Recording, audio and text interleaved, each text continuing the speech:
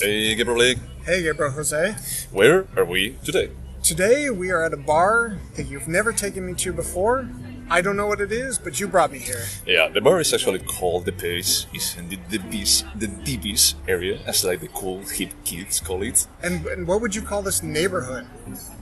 It's like Hayes Valley, kind of? It's Alamo between- Square? It's close to Alamo Square, like some blocks away, but it's also like close to Lower Haight. So it's a bit in between like both areas. I don't know. I know that San Francisco has like ton of microcosmos of this style. So I don't.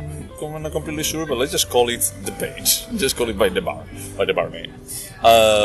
West of Venice. That's West the of important Venice. part. Yeah, exactly. So what did we watch today? Today was my pick, and I picked the 1993 classic? I don't know. Called Naked, directed by Mike Leigh. Yep. It premiered at Cannes in 2002, I think, and it won the Best Director, Best Wait, in Actor. 2002? No, 1992. Sorry. Oh, okay. Yeah. No. It was like 10 years, like just Yeah. hitting a corner. And it won Best Director, Best Actor, and I think Best Film. I could be mistaken on that last one, Yeah, but I really wanted you to watch this because I had you watch Happy Go Lucky, Yep. which is the first Mike Leigh film I think you watched, or Yeah, one of I the did, first. yeah. And I love Happy Go Lucky, but Naked is the antithesis of everything that is Happy Go Lucky, and I wanted to see how you experience it. let's just go over it. You know that we have like different interpretations about this. We do. But yeah, as you said, this is like Mike Leigh, and this was your pick, because I had to summarize it. And the story follows Johnny, I think that is his name, that he goes from Manchester after raping basically a woman in the street. We don't necessarily know what is like the background there, but it's pretty clear that he's going to be like getting into trouble for that incident. And then he basically steals a car that is on the street, and he drives to London following ex-girlfriend, someone that he dated in the past for a year in Manchester, and she moved to London. So he's I want to add here because I think it's important that the woman that he raped, which we can discuss if it was rape or not, it seemed to be a prostitute, and she told him that she was going to tell her pimp, and he had to leave Manchester. yeah. Basically, he's like running away. He's not like just planning on going back, you know. So he actually just crashes in her ex-girlfriend apartment. That he starts getting along with a very, I don't know how to define the roommate. Like, I wouldn't say like he's quirky, but it's pretty clear that he has like some drug problems, you know, probably. Mental health and drug issues. Yeah, and drug issues, you know. So then we're introducing the ex-girlfriend, that she's like a more, not really like business, but she's trying to make a career of herself, like having a regular life, you know.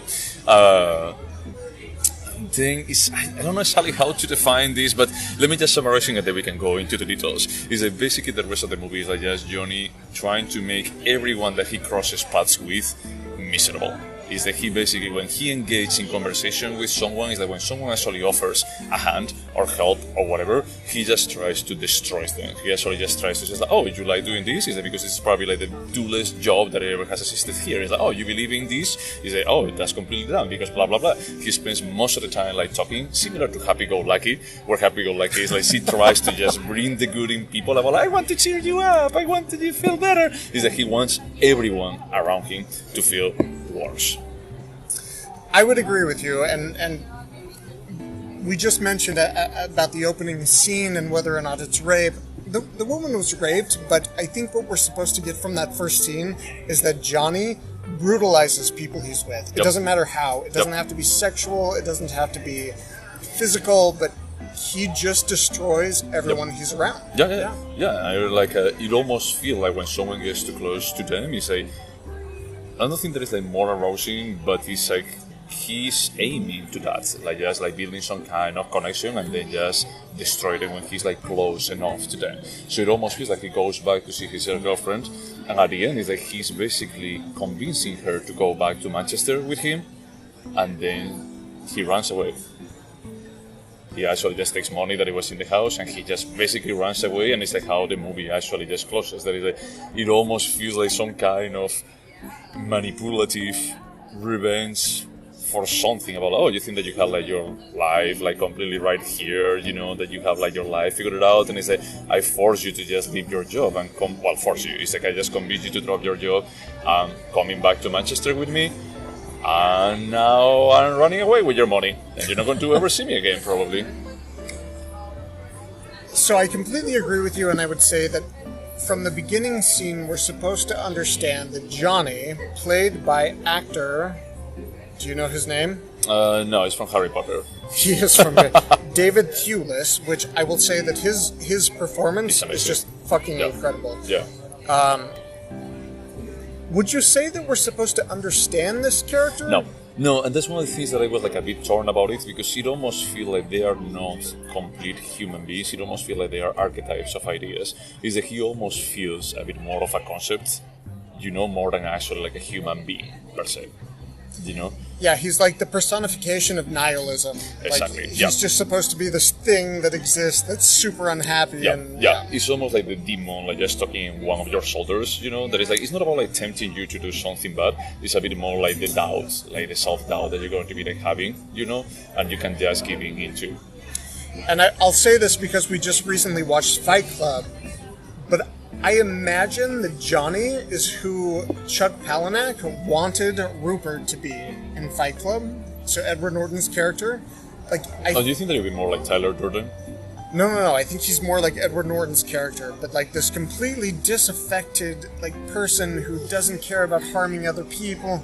But the thing is, like, Rupert in Fight Club, he doesn't try to bring down people around him. Is Tyler Durden is a bit more like the one that doesn't care about other people and manipulating them for his own benefit, and it's what Johnny's doing here. No, it's true. So Johnny is more of Tyler Durden, but he wants to hurt other people. Yep. But only because he's hurting inside, which is so cliched. Yeah. But Johnny is the most broken character I think I've ever experienced in a film. Yep. It almost feels like he cannot really relate to other human beings, and like the way of him actually just getting energy is just sucking it from other people. Is just making them unhappy. That is like I don't know, it's like a repulsive character. And then we also see like this other character that is like the rich guy. Yeah, the counterpart to Johnny, who's wealthy but also a sexual sadist. Yeah, he's basically how do you say, like a sociopath. And I will say that I love this film. I like it a lot, but I didn't understand what was supposed to be shown by that like wealthy guy. Like, well, I mean, the only thing that I saw is okay, there is a parallel. They're like two similar people, you know, in the perspective that is that both of them they get energy from just making other people suffer. But at least Johnny is a bit more empathetic. You know, it doesn't how he gets close to people. It's a bit more. It's like it's not because of my money, because of how I dress or anything like that. Because he's poor, he's dressing like in the same clothes all the time. It's a bit more like the charisma that he has. It's more of a charismatic character, when the other one is like just plain, blatantly an abusive, threatening character. It's a bit more like an American Psycho kind of character. And we've spoken a lot about this recently, about like the importance of political context. And I think that this was like a post-Margaret Thatcher world. Yeah. Where Johnny, who's 27, I think, right? Yeah, he says 27, yeah. It's specifically supposed to be the sort of disaffected youth Yep. that is a victim of the political system. So, well, I absolutely love the film, but I think there's a lot that I'm missing because I'm not a European that existed in the early 90s. Yeah, and before we started recording this, I was telling you about one of my favorite British band that is called Pulp. And Pulp, actually, most of their songs is not about like just being happy or love or whatever or how wonderful the world is. It's basically the other way around. It's actually about, you know, there is like we are poor, you know, like most of the people that are going to be like, listening to our music is about like just working class that are going to be like living in small apartments. Like we see, you know, that is like completely dirty. Most of the bedrooms are like really tiny, you know, except like the one from the nurse that at the end they end up always sleeping there. That's another character that I want to talk about. But basically, we see like that kind of working class. Is that everyone is working class. except like the landlord, the supposed landlord, that we never get confirmation if he's the landlord or not. Yeah, the super violent alter ego of Johnny, who but seems to lead the same life, but he's wealthy. Yeah, but it's like, except the nurse, that the nurse is a bit of a comedy relief towards the end of the movie because she's surreal. But everyone else is not secretly, but it's like they have like the shadow of a doubt about like, am I happy with this reality that I'm living in? You know, it's like the security guard that is like just, when he started like just poking holes into this, like, I look at the future because in the future I will have everything. It's like the future doesn't exist. You know, I'm presenting you nihilins. Nihilins is coming to you. As they started opening their eyes and it says, hey, I'm not going to be happy. And it's difficult to talk about this film because it's a little over 2 hours, 2 hours and 15, I think. But there's so much nuance, and you and I recently watched another Mike Leigh film, and we spoke about how Mike Leigh is clearly fucking talented. But he's so self-assured, his style is almost like... pretty subtle. Yeah, it's completely subtle. But at the same time, it's like, I would say that it was clear to me, maybe because I knew it, that it's like these two movies are from the same director. Is that it's a character study. It's like both of them is about like Sally Hawkins' character that I remember. Poppy, and Johnny. They're like completely about them. It's like it's a bit more about like just displaying the reality of what is like the British working class through the eyes of this character. One of them is like just trying to make the world around them better, and the other one was like trying to make the world around them worse. Is that the two sides of the same coin? Yeah? I completely agree with you, but it's very hard to discuss this, understanding that you had a very different interpretation of Happy-Go-Lucky. Oh. And I find it fascinating that when I started my love affair with cinema, I was in my early 20s and everything. I liked things that were very dark. And so Mike Leigh clearly had a fascination with the dark side of life. Mm-hmm. And I also find it fascinating that 20, 21, 22 years later, he made Happy-Go-Lucky. Yeah. And so in my mind, I think, like, he evolved as a director and he found happiness as he aged. But... You made a face, but yeah, there's something wrong here. Like, I don't understand, like, if I was a director like Mike Leigh and I made Naked, I feel like I would never make Happy-Go-Lucky 20 years later. There's such different points of view.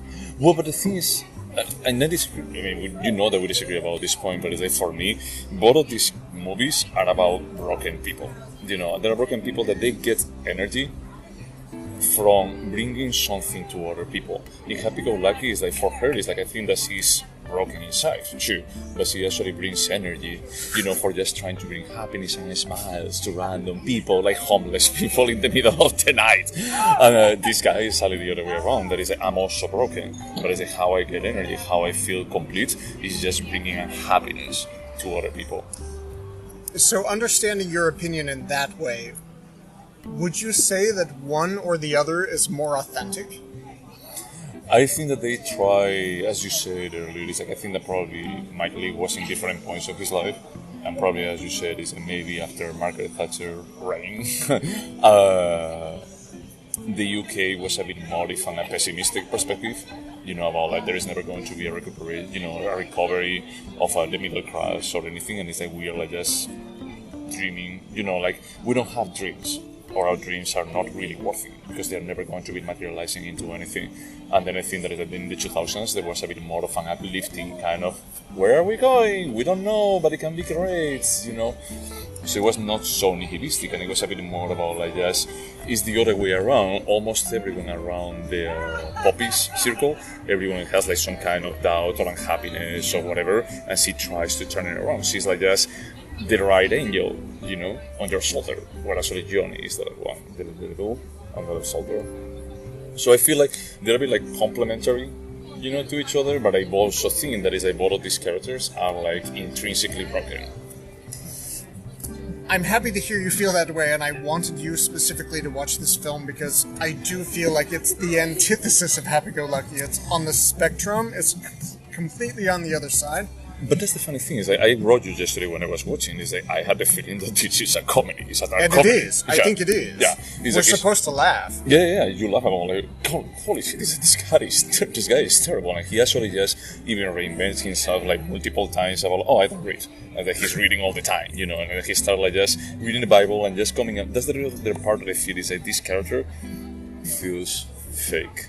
It feels like it's not really a character. It's not like a human. Johnny. It's like a bit more of an idea more than it's a concept, more than actually just like a full-fledged human being. So if you feel like you can't believe him as a character, do you feel like it takes away from the film itself? I don't think so, because if you also think about that, is that most of the movie they are a collection of vignettes where he tortures different people, and he jumps from one thing to the next. And there are some of them that they are like pretty sure, like the guy that is like just putting the posters on the street. Then he's like, look, I'm not going to be like putting with this shit. I'm going to be like stealing your bag, and I'm going to be like just lynching you on the street. So I think the big star of this film is David Thewlis. Yeah. Whose performance is incredible. And I actually read an interview today where, well, the interview wasn't today, it was back then, where he had so much anxiety, and he was like, Johnny is too much of a character to put on screen. Yeah. Which I understand to an extent. Yeah. But for me personally, it worked. Like, watching this man, like, on this completely self-destructive path. Yeah. But it's not only self-destructive, it's like destructive with everything. A bit more of hate to everything, It's not even like just hate per se, but it's a bit more about, I don't know, a part of me was thinking, okay, if I'm going to be like, taken as a human being, is this like a person that is craving love, but then he cannot put up with it, and then he tries to destroy it? Like basically when Edward Norton in Fight Club like just punches the crap out of Jared Leto, and he's like, I wanted to destroy something beautiful.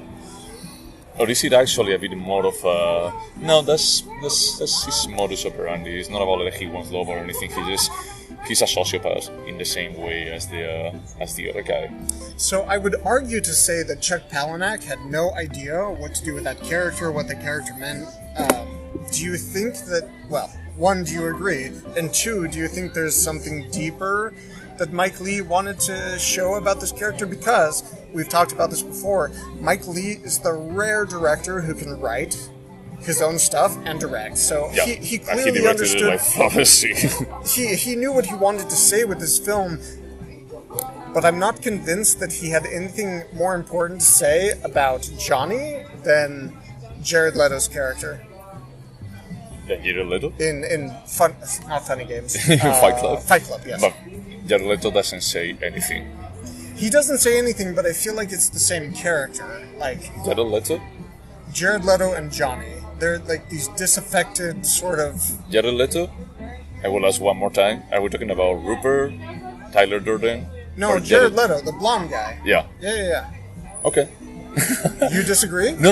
I'm just surprised because I never think about like Jared Leto's character as something deep or anything. He's just there for just receiving a lynch, for just getting kicked in the ass. I don't know. But he doesn't like try to destroy anything. He's just there. He's just like that's part of the victims of, like Tyler Durden manipulation. You're completely right, and I don't know why in my mind they're the same character. I'm like thinking, why did I associate them? And this is our first drink. I don't know what it is. It's interesting though that I have this like strong connection between these two films, and I can't say what the connection is, but for me, Johnny is Jared Leto. But Jared Leto doesn't do anything around him, It's like he's just a victim of, like manipulation by someone else. He's a victim, but he's also a masochist. He wants to be destroyed, and I feel like Johnny wants to be destroyed, and that's what I think is the connection. But at the same time, it's like, I don't know if Johnny wants to be destroyed or he just wants to destroy around him. I mean, I think there is a bit more of there is nothing left of Johnny to be destroyed. What is he? Because if he wanted to be destroyed, he could have just go to meet up the pimp of the prostitute at the beginning of the movie. Like, okay, let's see. But isn't that exact example like a show of how pathetic he is? No, yeah, he's not completely fucking pathetic, But at the same time, he's more... Would you say that he's a sadist or a masochist? Or both? I would say he's more of a sadist, Yeah. but there is some masochism in there. Like, he wants to be hurt, but he wants more to hurt other people. Yeah. Yeah, and the thing is, like, he's not, like, looking for the, like, physical punishment or anything like that, but it's almost like just putting himself in a situation that he can't receive it. Because when he starts talking with the guy from Wales, that's it, screaming on the street, and then, like, the girl, I don't remember, like, what the name of the one of them that is singing, is like, this is dumb. Did you think it was dumb? Because No, I thought it was brilliant. I thought that it was great, Yeah, when yeah. he actually, what's the name, Karen? That he screams. I can't remember. Yeah. There's the guy like screaming a name on the street, and then he actually just goes away looking for her, and then the girl like just comes out and he screams his name on the street, and it's like just like how he connects both of them, And she's like, "Where's my chips? Where Where's my chips?" Where am I chips? But in that part, it's like he's almost like just provoking them. I mean, most of the time, it's like just provoking people. That is like, I understand that it's a bit more like the scene of a Fight Club when it's like you have to pick up a fight. Like, some of the time, it looks like he's like just trying to pick up a fight. So I think that you're right about like it's a nihilistic show, and I think that actually you're right about like capturing like the vibe or what is the name? What is the word? The zeitgeist. That you like to use the zeitgeist of UK in the early 90s.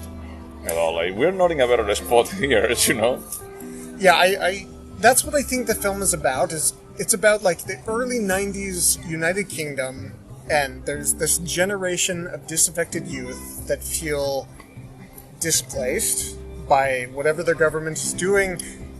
And I feel like Mike Leigh amplified that to such a degree that what we're watching isn't like a plot.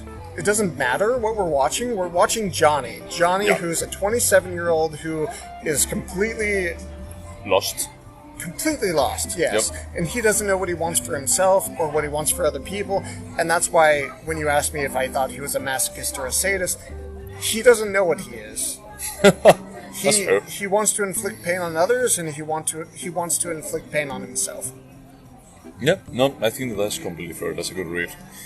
And yeah, we don't know if he's like, just going to a better spot. Probably not. At the end of the movie, is that he's just going to be continuing, like being terrible with everyone. Yeah, there's no hope. Yeah. Mike Leigh doesn't in the film saying, "Oh, Johnny might discover who he is and be a better person." No, there's No. this is a very, I wouldn't say tragic, but it's a hopeless film. Yeah, it's a Completely hopeless. Yeah. And I would say that it's hopeless, but it's not sad per se. I laugh almost as much on this movie as I laugh in Happy Go Lucky. So if you think of In Bruges as a black comedy, I didn't finish In Bruges because I didn't like it. I know you didn't like it, but if you want to watch Naked, this is like 5 steps further to the left than In Bruges. It's so dark, but it's also very, very funny. Yeah, no, I agree on that. Yeah. So compared to Happy Go Lucky, just because that's a frame of reference for Mike Leigh, Yeah. did you enjoy it? Did you not enjoy it? I enjoy it. I will be completely transparent. I didn't enjoy it as much as Happy Go Lucky. And because I think that maybe, I don't know, when Mike Leigh started, if this was like his breakthrough, But it's like I felt it's okay. I can say that it's the same director. And they're like similar kind of resources, also like the dialogues on how do you say, on Happy Go Lucky, they feel authentic, but at the same time they are like very back and forth, like fast paced, about like, wow, people are like super smart without like getting to the point of Wes Anderson that everything feels fake. So I think that that's also here, but it's not as polished. But he uses the same resources almost. Yeah, he does, completely. And I read that they cast this film and they gave the shooting script to the actors, and all it said was Johnny meets Rosie. I can't remember her name. But there was no dialogue. They just asked the characters to come up with whatever they spoke. No way.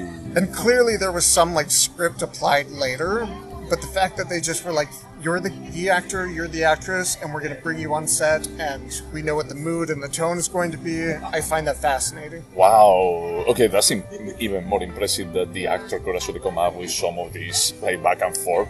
That is sometimes feel like, oh, the guy is crazy, but at the same time, it fits like pretty well into what the character is. And it couldn't be everything, because the dialogue is genuinely, it's compelling, it's interesting. I wanted to hear everything Johnny had to say, but I don't know how to describe the script, but it's super compelling, and I wanted to hear Johnny talk more. Yeah. Like, all of the characters, I wanted to hear them speak more. Yeah. Which I think is a, good sign. it shows, well, Mike Leigh wrote it, so I think it's super impressive. Well, but you actually told me that most of the script is empty. Most of it is like about like this is the mood and this is where you're meeting up. I don't know what happened to the script, but I know that when the actors were brought on stage, it was a completely empty script. I don't know what happened after that. I don't know if Mike Leigh was like, you're going to say these words, but I know that the actors were brought on board with a very, very loose idea of these characters and what happens. Huh, okay. No, that's interesting. That makes it even a bit more interesting. So do you think that was the same case in Happy Go Lucky? I would have to research it, but I get the distinct impression no. I feel like Sally Hawkins came on the set and there was a very specific script that she followed. Well, I mean, the problem do you disagree? No. I mean, I think there is a part. I see like similar kind of aspects there. It's a bit more like sometimes Sally Hawkins. It also like her character. It means that you almost feel like she's not making any fun. She's just trying to be funny. That there is no like just driving the conversation anywhere. Like for example, when Sophie and Sophie is the weird roommate. The roommate. Chloe. Kind of sexy, Chloe is the ex. And with Sophie, the conversation between like Sophie and Johnny, a couple of times it feels like this is super random. This almost feels like they are improving, like several times. And I feel like the conversations with Sally Hawkins and the driver, the instructor, is like sometimes it feels like this is super random. Like she's doing something weird, and then he reacts, and there is a tone that starts changing. That's really interesting to think about because, in my opinion, Sally Hawkins is so fantastic that she could have done a lot more with the script than what was done. And don't get me wrong, I love the movie. But I do feel like she was restrained by a script. Oh my god. You remember like some of the scenes when they are in the car and she starts like just saying, there is like a back and forth about like the paranoia theories that he has. She starts like just giving shit and there's like back and forth, almost like repeating the same thing over and over. But I feel like in my heart I would hope that Mike Leigh had the imagination to come up with that script. Maybe I'm completely wrong. No. I think that he actually came up with a plan about like, look, there's going to be like this paranoia that you're going to be like presenting. I want to see how you guys play it. It's like you're going to be like driving and you're going to be like just back and forth. That is even more impressive. I'm like she's driving at the same time that she's like maybe improvising part of this. He's like, what's the thing that he used to say, like looking at the mirrors? Anraha. I don't know, man. I mean, I think that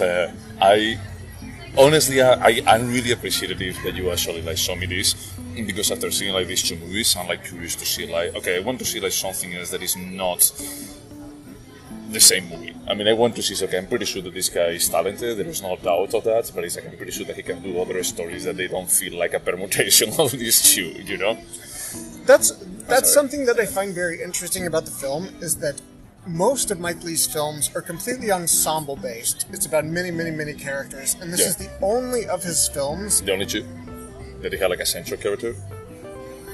Yeah, now that you say that, Happy Go Lucky is also that, but yeah, it's less about the plot or the engagement of characters between each other. Yeah. This is just like, this person exists, and you're going to follow this person around. Yep, exactly. And they're going to be like other people. There is like some of them they may be more important, like the roommate from Poppy in Happy Go Lucky, or like the instructor. But we also see her like interacting with other people. So it's like the same schema, It's like, so from that perspective, I also checked like the time, and it was like 25 years. From 93 to, no, sorry, like 15 years, to like 2008? Yeah, 15 years. So it's like, it almost felt like, he felt like, now I feel in a better spot of my life, I want to remake this movie. happy. Happy, you know, because like, what I was thinking about this movie, that look, if I actually changed like the music, I felt like it was a bit heavy-handed. It was, yeah. If I make it like instead of sad, I make it happy. This could be almost like happy-go-lucky. I mean, you would say, how hilarious! What an asshole! It's interesting that you say that because the parallels between Happy-Go-Lucky, well, I was constantly comparing it to that, like. Yeah. The roommates, this is very, very identical to Naked. Yeah. So it's like it's not accidental. I'm pretty sure, you know. He wanted to. I had a feeling that he wanted, as you said, that this is like a broken character. I think that he wanted to just say like another broken character, but instead of just bringing destruction to the world, like bringing joy to the world. He's like, is the world a better place at the end? From what I think, the answer is mostly no. It's the same. But I also find interesting, again, the perspective of Mike Leigh, who in 1993, how old was he? Like 30? Yeah. And in 2008, he had a completely different perspective on life. Yep. And well, I don't think that it's like completely different. You know that. I think Happy-Go-Lucky was a very happy film. I know you disagree. No, I think that is happy. I think that is a bit more optimistic from the perspective. It's a character that tries to bring good to the world, but at the same time is just because he's a character that is incomplete with himself, that is unhappy internally. Again, I hear what you say. In my opinion, Poppy was very happy, but I see what you say. Yeah. And I do find, regardless of how you read these characters, I find it interesting that 25 years later, he presented essentially the same story. Well, it's 15, but yeah. 93 to 2008, yeah. 15. But just to see his like kind of approach to life shift. Yeah. I love that shit about directors, like understanding, like, oh look, they've changed their minds. This is different. Yeah, I'm trying to think if there is any other. Could you think about any other director doing something like that? What about this guy, the guy from? I mean, I don't think that is the same, but the blue, white, and red. Here's the stuff, Kieslowski. Yeah, I'm never going to remember that name. I already gave up. It's the guy from the French Flag. It's one of them. It's like doesn't he even like use the same actress, like the one from Bad Blood? What's her name? You remember Bad Blood? Juliette Binoche. Yeah. I think that she's in the three of them. I think she's in all three. If not all three, two. Should I? And each one of them is like a different genre. You know, it's like it's not like a permutation. It's not like a Melinda, or whatever it's called, like from Woody Allen. That is like, oh, this is a comedy. No, this is a drama. But I don't know if there are like many directors that they did like something like that. About like, I want to revisit an idea that I had in the past, and I'm going to be like just changing it a bit. And I found like this mesmerizing as an exercise. I don't think many directors have the luxury of that. Like 20 years ago, they had the money and the appeal to get a cast to do a movie. Imagine that, for example, Haneke now decided to do like funny games, but it's like hilarious games, and it's a musical or something like that. That would be amazing. It's like everything turns out okay. It was just a misunderstanding. They only really wanted the X. You know, they're like just misunderstood kids.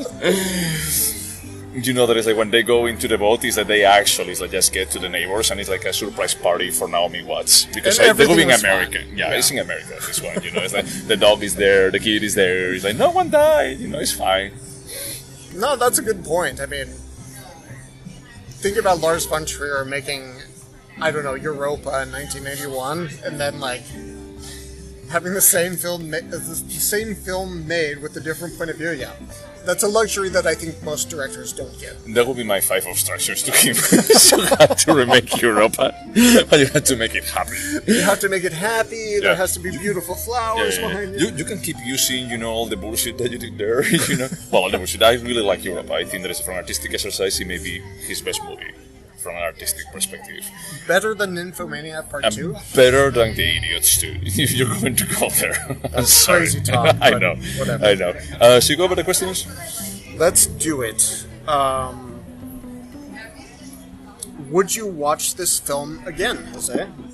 I think so. Yeah, I think. I will give it a rest, you know, but I think that I'll watch it again. Yeah, so I was super surprised, happily surprised by this film because I don't think I've seen it since like 2004, 2005, and I just remember being super impacted by this film, and I was happily reassured that yes, this is an important. Maybe it's not important, but this film makes an impact. Yeah. Yeah, no, that's completely fair. It's completely fair. Make an impact. That's actually something that I someday we may add it along like Timeless if it's an important film. And I think that you're important? yeah, and I think that this is an important film. I think that you're absolutely right. So, would you recommend this to your parents? Yeah, I was thinking about my parents about this one. I'm a bit conflicted. It starts with a rape on the street. There are like several sex scenes, and they're a bit.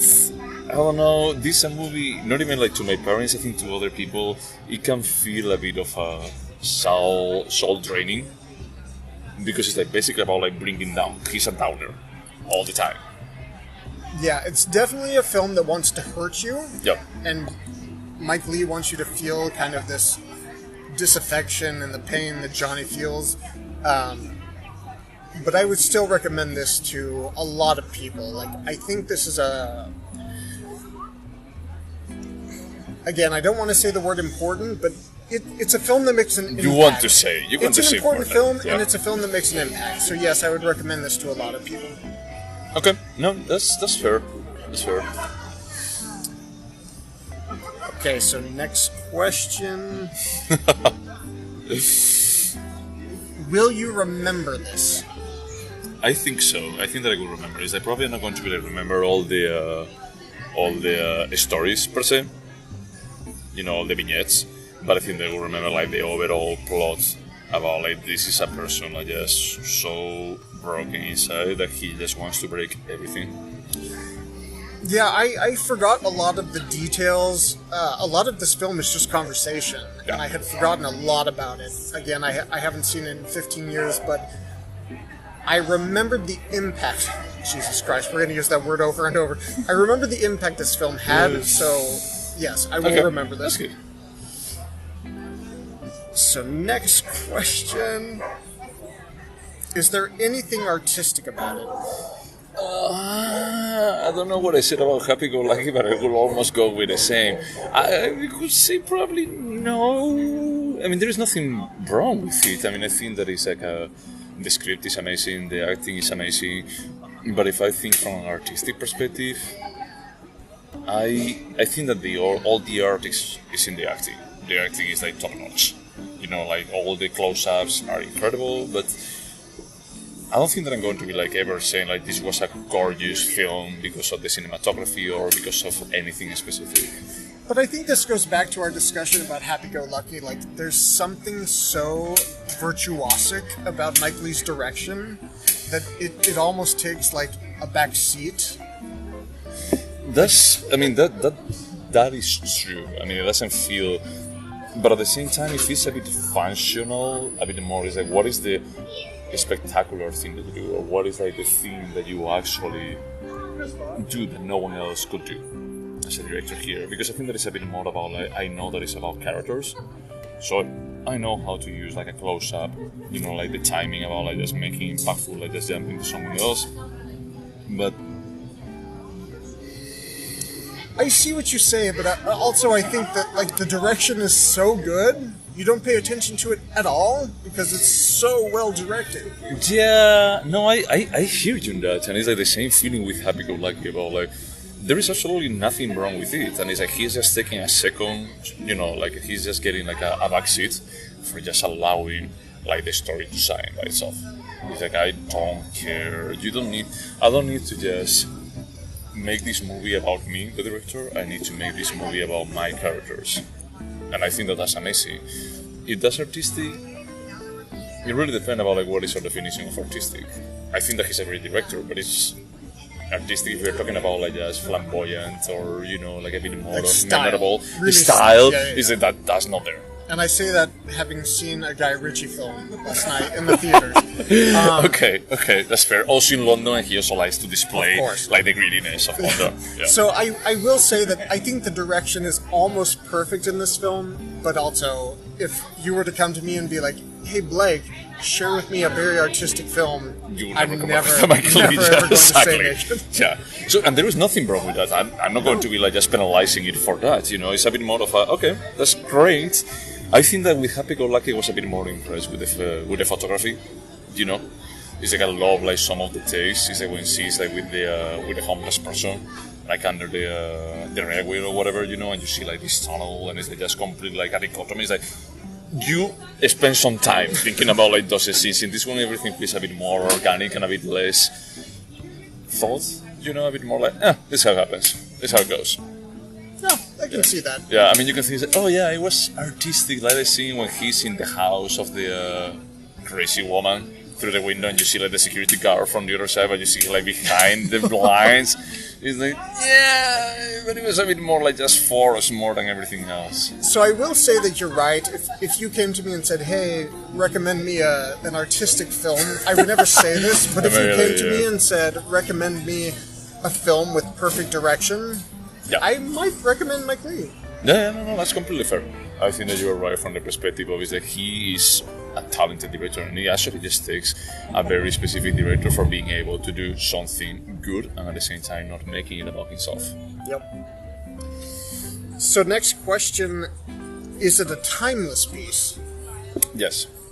I think that this is a complete yes. It's true that we discussed like several times about this may be a reaction to the 90s politics, you know, about like how the middle class is like just crumbling away.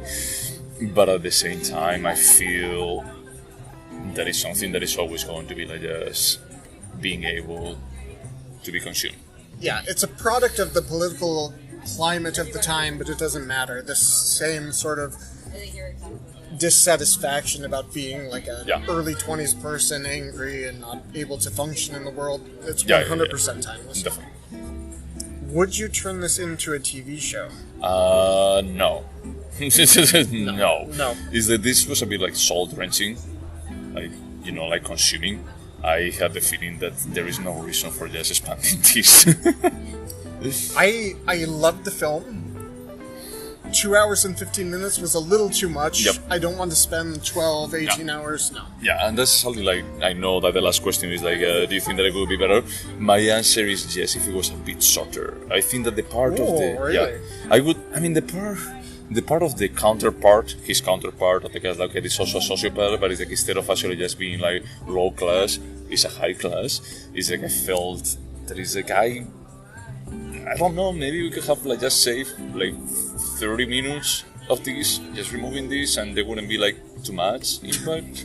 You know, is that because at the end is that when they are like, the two women are like just sleeping with Johnny and just taking care of him, it's like that could have happened to in any other way without like having to introduce the other guy as the landlord.